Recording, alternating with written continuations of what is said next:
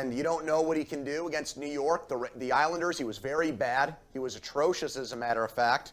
And then last year he wasn't healthy, and he had to get rushed in for Game 7, emergency duty, and he wasn't good enough in that spot, which was, I'm not going to judge him for that ultimately because he was less than 100%. But, yeah, I think other than what you get from your top six, from your Sidney Crosby line, and Malkin has been outstanding this year with Zucker having a big season trying to get another payday in free agency. I think short of that, you really don't know what to expect from this team. Special teams up and down. Tristan Jarry mercurial. His save percentage is outstanding, but he doesn't play enough. They look like a slightly above average team to me, Bob. And the problem with that is you've got potentially 6 great teams in the Eastern Conference. And if one of them falters and has a bad series, you got 5 of them that can pick up the slack. You don't have that in the West. You've got Colorado and maybe Dallas.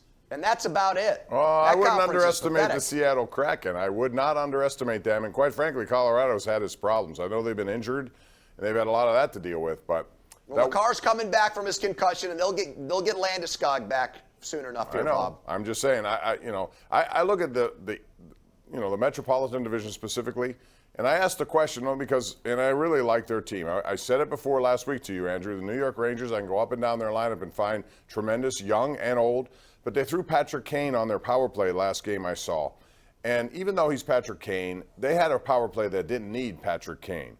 And so I wonder, can you overdo it in the free agent or in the trade deadline market? Sure. Can you overdo it? I think the Penguins did that back, in the day when they brought in just about everyone, when Ray Shero went crazy, and we thought, oh, well, this is automatic. They're just going to go. Morrow, Jerome Absolutely. Iginla, that whole thing. Douglas Murray. And Douglas Murray? What was his nickname? I always love that nickname. The Crankshaft. The Crankshaft.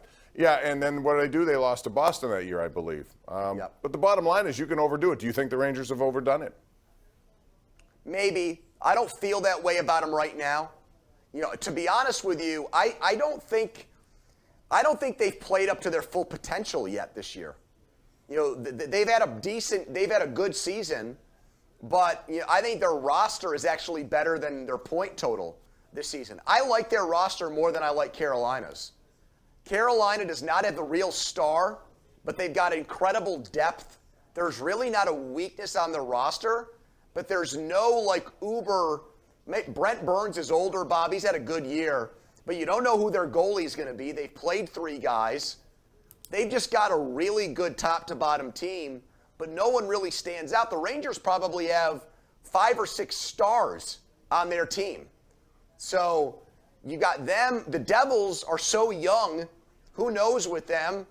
That might benefit them greatly in the playoffs. Maybe the moment proves to be too big for them, but then you've got the three teams in the Atlantic Division, Bob, with already the Bruins setting all kinds of records. It's just a loaded Eastern Conference. Really the Penguins is. Would be lucky to win a series, I think. I think Carolina has some players who are, I'm not going to say they're on the level of some of the guys the Rangers have, but Natchez is a good player. Sebastian He's had a good year. He's their leading scorer. Their defense is puck moving fast, and they can do a lot of things both ways. Let's go out to the lines. We got Nick in Ohio joins us. Hey, Nick, welcome to the Sports Call. Go ahead. Hi, Nick. Hi, Bob. Hi, Andrew. I listened to Omar Khan's press conference. He had a lot of faith in Mitch Trubisky as a backup quarterback.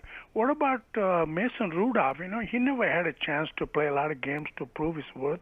Is it fair to let him go? He played a lot of games, actually. As a starter, he certainly did more than Trubisky did here in 1 year. So, you can debate that all you want. But if Trubisky's here, then Mason Rudolph won't be. If somehow Trubisky isn't here, who knows what lies out there? There are more veteran guys. You mentioned a lot of the guys earlier in the show, or whenever the shows we talked to you. Some of the veteran guys who are out there. There are a lot of good ones who I think are good backups. They're not great backups, but they're good backups.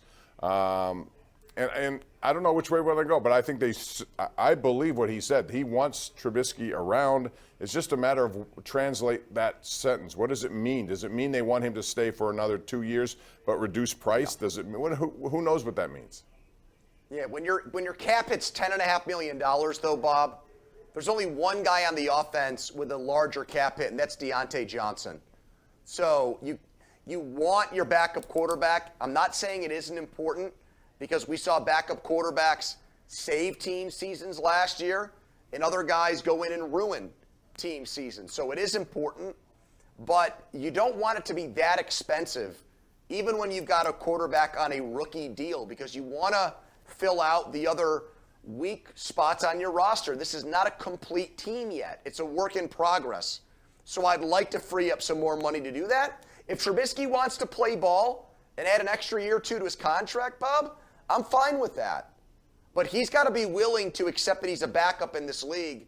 And I'm not sure Mitch Trubisky's ready to do that based on some of the comments he had for ESPN a month ago about his decision to sign in Pittsburgh. We'll talk more about that. We'll also get into some Pitt stuff. They had 3 or 4 guys come up with some nice awards, including the head coach, Jeff Capel. We'll talk about their chances moving forward. Are they a lock to make the NCAA tournament? We'll do that when we come back.